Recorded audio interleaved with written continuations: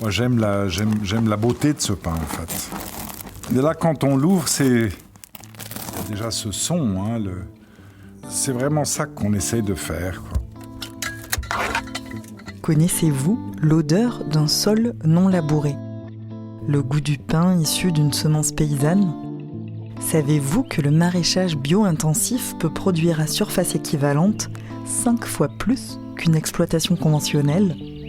Ou bien encore que la mer aussi est cultivable ? Je suis Alice Roy et chaque mois, je vous emmène à la rencontre de ces agricultrices et agriculteurs qui repensent leurs pratiques pour remettre de la vie dans les sols et ouvrir la voie à une agriculture nourricière et régénératrice. Des reportages en immersion, partout en France, enrichis par le regard de chercheurs pour comprendre et penser une autre agriculture. Une autre agriculture. Un podcast Château Cheval Blanc. Tout ça, ça vient de la terre, de cette manière de la travailler, des variétés qu'on a choisies, la manière de faire la farine, la manière de faire le pain derrière. Épisode 4, aux terres, au four et au moulin. Si dans une étape, la tension fait défaut, le pain en souffrira. Avec Henri de Pazis, paysan, meunier et boulanger au fournil Terre et Blé. Les champs cultivés avec des variétés issues du catalogue, c'est ce que vous voyez quand vous traversez la France en train. Vous voyez, toutes les plantes sont exactement de la même hauteur, ont exactement la même forme d'épi.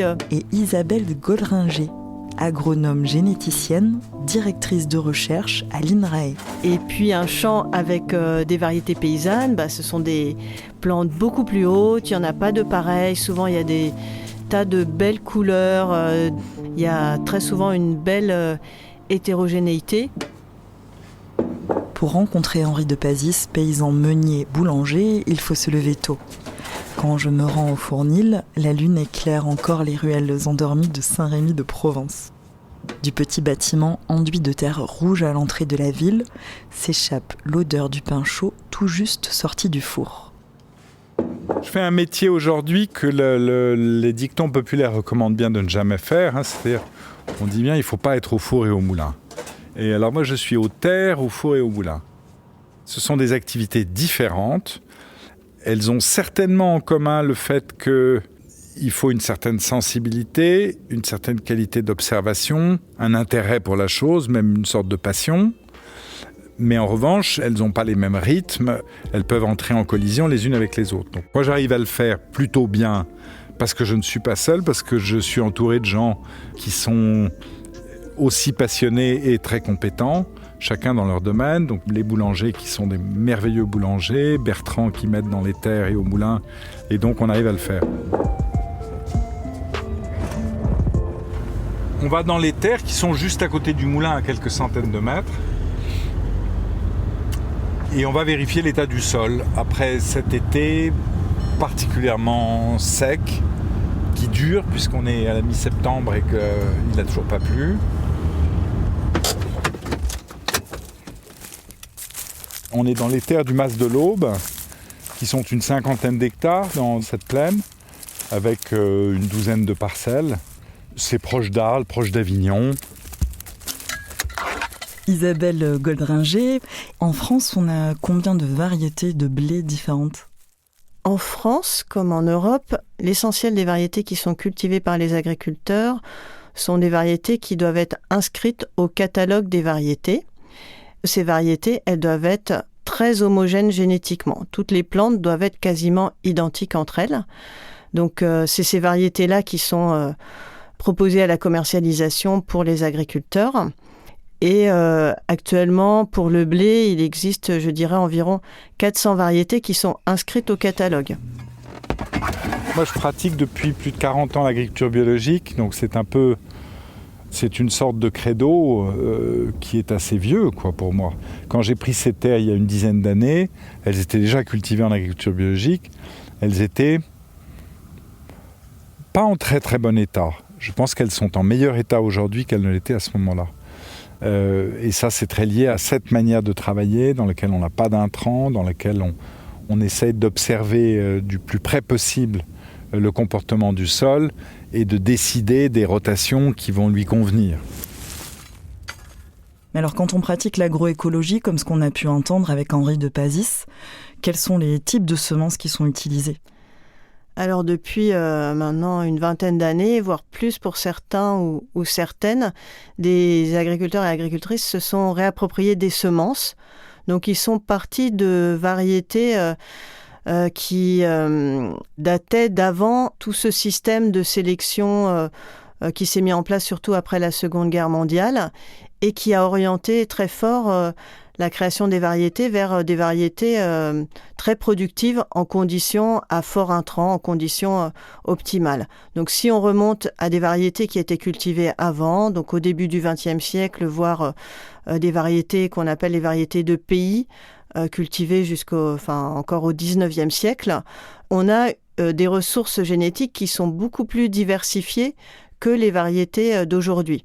Simplement, elles sont plus cultivées, elles n'étaient plus cultivées, mais les agriculteurs ont pu aller les chercher dans les centres de ressources génétiques qui ont conservé des petits lots de graines de ces variétés-là, au froid, dans des chambres froides, et qui les distribuent à la demande, mais avec des toutes petites quantités, des petits lots de 50 graines. Chez Terre et Blé, la boulangerie artisanale d'Henri de Pazis, le blé utilisé pour faire le pain est soigneusement sélectionné.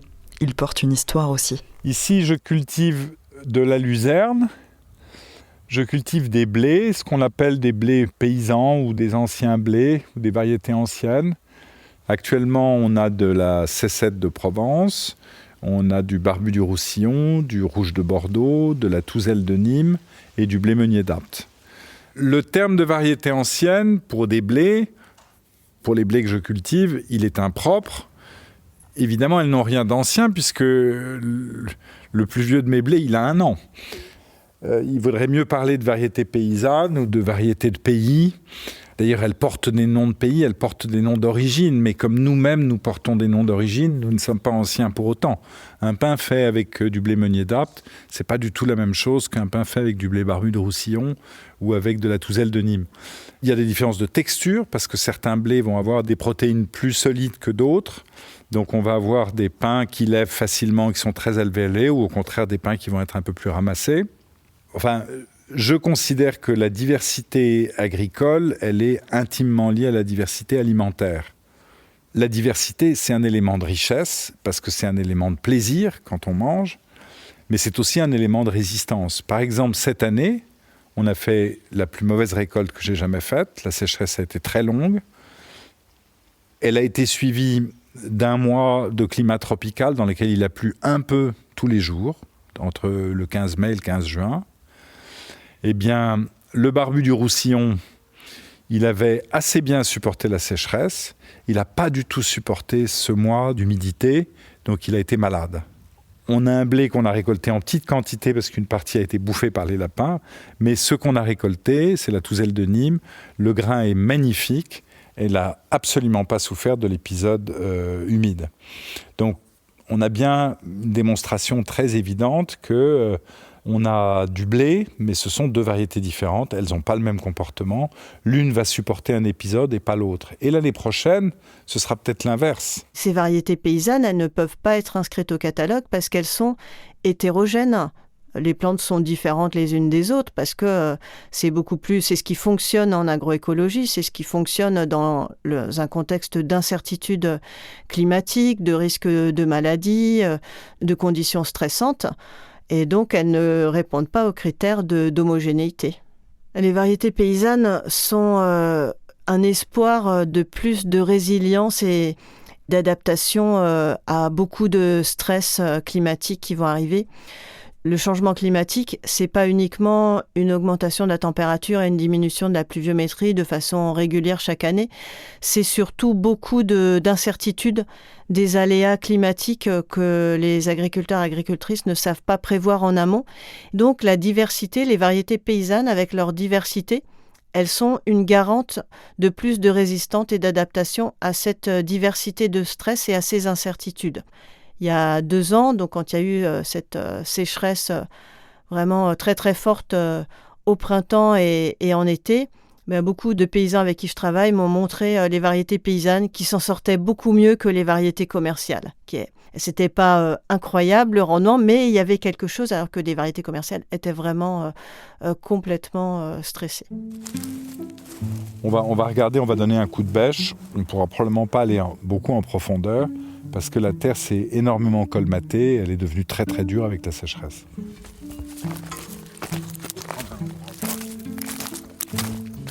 C'est ça la bêche, donc ça n'a pas de conséquences, mais on peut voir que le travail est difficile et que sur une épaisseur de bêche, on ne sort évidemment que de la terre extrêmement sèche, dans laquelle il y a un peu d'émote, ce qui n'est pas une mauvaise chose en soi, mais on sort beaucoup de poussière. Mais pour moi, le sol ressemble beaucoup au levain. C'est le début et la fin de mon métier. Le sol ressemble beaucoup au levain, c'est-à-dire c'est une colonie, c'est une société très complexe d'organismes vivants. Certains sont visibles, d'autres sont totalement invisibles. On voit ces trous, ces petites cavités qui sont des passages de vers de terre. Donc il y a une activité parce que vous allez voir qu'on sent, il y a une petite odeur de champignons. Très léger. Très léger. Très léger parce qu'à cet état de sécheresse, évidemment, c'est compliqué. Mais il y a une petite odeur de champignons. C'est une odeur humifère, en fait. Donc il y a quelque chose qui se passe. Il continue à y avoir des transformations dans ce sol. Ces terres, elles ont besoin, pour retrouver leur pleine activité, elles ont besoin d'humidité, quoi, c'est tout. Quand il va tomber 20 mm sur ces terres, elles vont repartir à toute vitesse, quoi. Dans le paysage, est-ce qu'on arrive à faire la différence entre un champ cultivé avec des variétés paysannes et un champ cultivé avec des variétés issues de ce catalogue ? Ça n'a rien à voir. Les champs cultivés avec des variétés issues du catalogue, c'est ce que vous voyez quand vous traversez la France en train. Vous voyez quasiment comme une table. Toutes les plantes sont exactement de la même hauteur, ont exactement la même forme d'épi. Et ce sont des plantes avec des pailles très courtes, parce que quand on apporte beaucoup d'azote, si les pailles sont plus hautes, tout est par terre. Et puis un champ avec des variétés paysannes, ce sont des plantes beaucoup plus hautes, il n'y en a pas de pareil. Souvent, il y a des tas de belles couleurs, des blés rouges, des blés blancs, des barbus, des pas barbus. Il y a très souvent une belle hétérogénéité. Et ce qui est intéressant, c'est qu'avec ces grandes pailles et toutes ces différences-là, on voit qu'il n'y a pas besoin de mettre des herbicides, par exemple, parce que les petites plantes qui pourraient gêner le blé, en fait, elles restent toutes petites. Elles ne passent pas du tout au-dessus des épis, donc elles ne gênent pas du tout. Vraiment, ça n'a rien à voir.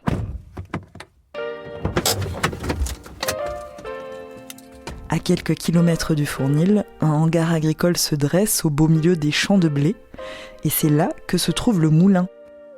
Oublions celui d'Alphonse Daudet, ici il n'y a pas d'aile, ni de construction en pierre, et c'est une petite machine blanche abritée dans ce grand hangar qui fonctionne à l'électricité. Le travail ici, ça consiste à trier la céréale pour qu'on ait des lots propres à l'intérieur des silos, dans lesquels on va avoir que du blé. On fait à la main avec un petit tamis, donc qui est la méthode traditionnelle. Ce qu'on fait avec des plus grosses machines et qui ont des grands tamis et un moteur pour les actionner. On a pris un tamis dont les mailles font une certaine taille, grosso modo d'1 millimètre, qui vont conserver le blé, mais qui vont faire passer à travers tout ce qui est plus petit que le blé. Et ensuite, le travail va être de le conserver dans les meilleures conditions possibles. On le conserve en tout cas une année, un peu plus, 18 mois. En tout cas, c'est le minimum, parfois plus longtemps. Il reste germinatif, c'est-à-dire le grain reste vivant. Quand on n'utilise pas ce qui est notre cas, quand on n'utilise pas d'insecticides ou de produits chimiques divers, la conservation du blé, à travers les différentes saisons, elle va consister essentiellement à ventiler le blé, à l'aérer en permanence pour éviter qu'il monte trop en température et qu'à ce moment-là, il commence à se dégrader. On a trouvé des grains de blé qui avaient plus de 2000 ans et qui avaient gardé leur capacité germinative. La capacité germinative, elle baisse d'année en année, mais elle ne disparaît pas. C'est un grain qui reste vivant extrêmement longtemps. Le blé Est-ce qu'il reste vivant tout le temps de la transformation ? Il a une durée de vie une fois qu'il a quitté la plante ? Le blé en grain reste vivant, bien sûr, un certain temps. Même une fois moulu, les boulangers vont dire que la farine, quelque part, elle est encore aussi un petit peu vivante. Et d'ailleurs, souvent, ils la laissent quelques jours ou quelques semaines prendre du plancher pour mieux convenir en panification. Même une fois transformée en farine, il y a une certaine évolution encore de cette farine. Mais surtout, le blé, une fois récolté, ce sont des graines. Et ces graines-là, elles sont vivantes puisqu'on espère qu'elles vont germer et redonner de nouvelles plantes. Mais pour les garder vivantes, il faut quand même respecter un certain nombre de conditions. Il ne faut pas qu'elles soient trop dans l'humidité parce que sinon elles risquent de s'imbiber et de commencer à germer un petit peu. Il ne faut pas qu'il y ait de trop fortes variations de température. Très chaud, très froid, c'est pas très bon. Et pour les garder le plus longtemps possible, le mieux c'est de les mettre un petit peu au froid. C'est pour ça que les lots de graines, pour les garder longtemps, on les met dans des chambres froides à 4 degrés.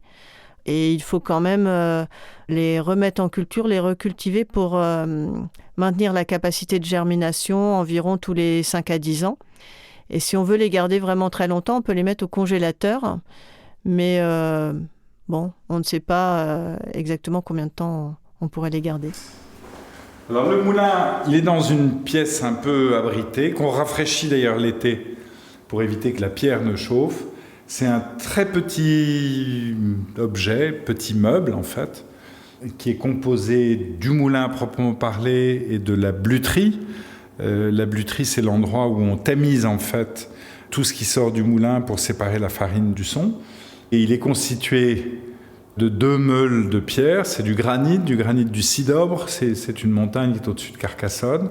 Donc c'est une pierre très dure et très douce. Il n'est pas très impressionnant parce qu'il est très petit, de 50 cm de diamètre pour la meule. On va le mettre en route. On va commencer à moudre de la cécette de Provence.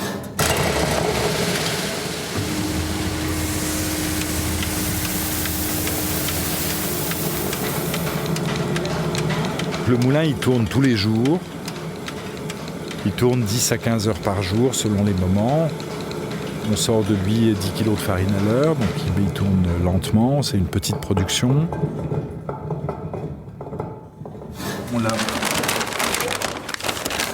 On obtient la farine ici. Là, on la voit bien grasse comme nous on l'aime d'ailleurs. Et ça, c'est assez typique de la farine de la cécette de Provence, donc celle qu'on vient de moudre à l'instant. Alors là, je referme simplement un sac. Dans une journée, on va faire à peu près ces 6 sacs de farine vont être remplis. Et une partie va aller au fournil, une partie va être envoyée à d'autres boulangers.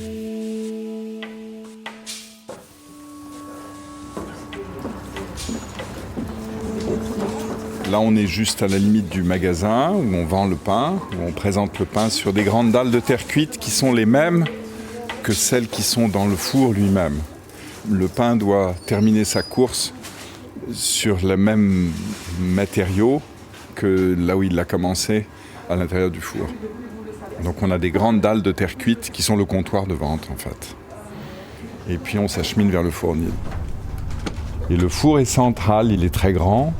Il a une grande façade de briques, elle est belle, très belle. Le devant du four, ça s'appelle un autel. Les boulangers gardent la mémoire d'une sorte de dimension religieuse du pain.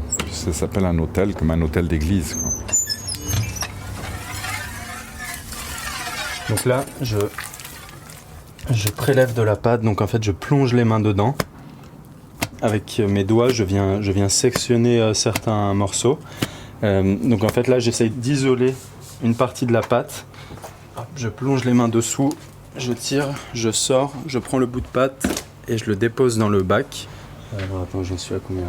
8, 24, ok, ouais, non c'est bon.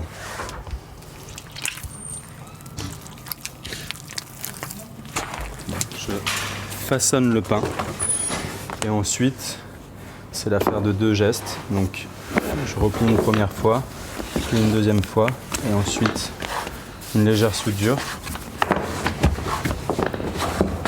Cette pâte, elle est très agréable à toucher. C'est très sensuel, il y a beaucoup de douceur, il y a quelque chose de très charnel dans la pâte.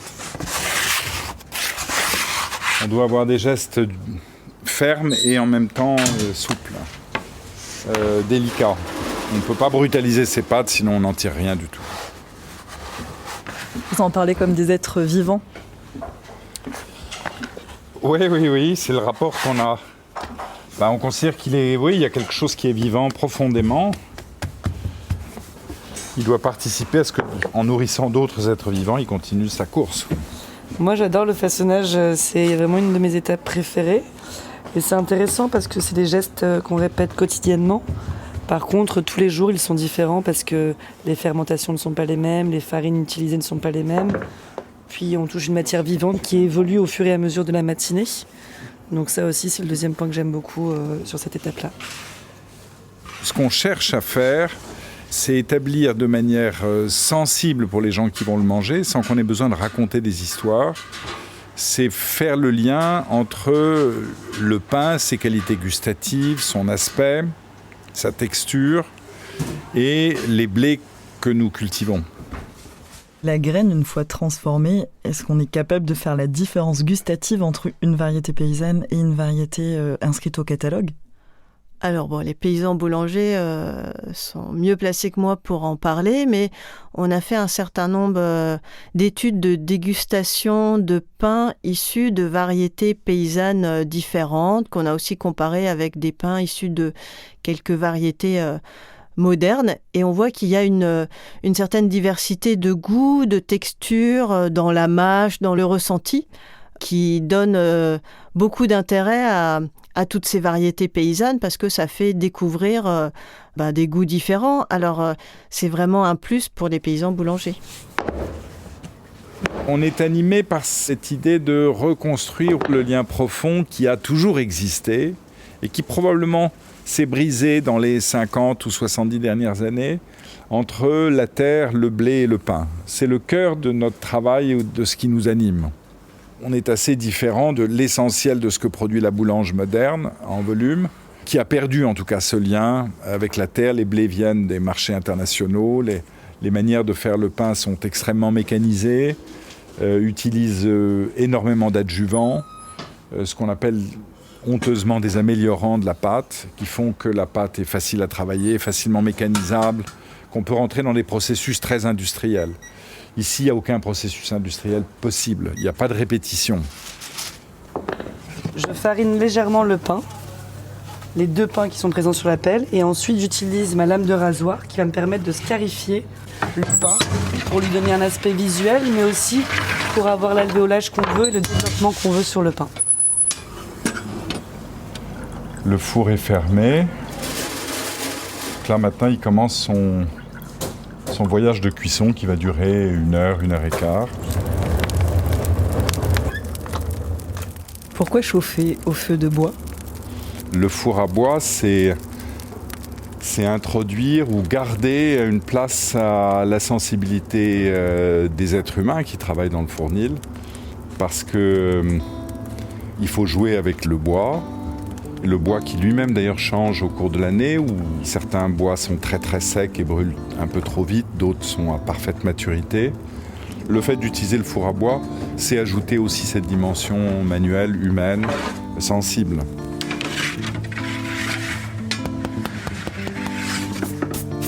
C'est cuit.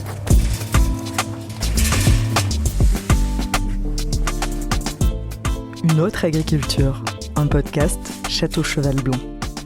Écriture et tournage, Alice Roy. Réalisation, Clément Nouguier. Musique originale, Samuel Hirsch. Mixage, Loïc Frapsos. Direction artistique, Camille Juzo. Direction de production, Chloé Tavissian. Le mois prochain, je vous amène à Ploerdut, dans le Morbihan, en Bretagne. À la rencontre d'Audrey Lopez, de Lauriane Achard, éleveuse de vaches laitières, de Jean-Yves Penn, éleveur à la retraite. J'ai commencé à bosser autour des vaches, c'est devenu assez vite une passion, un besoin.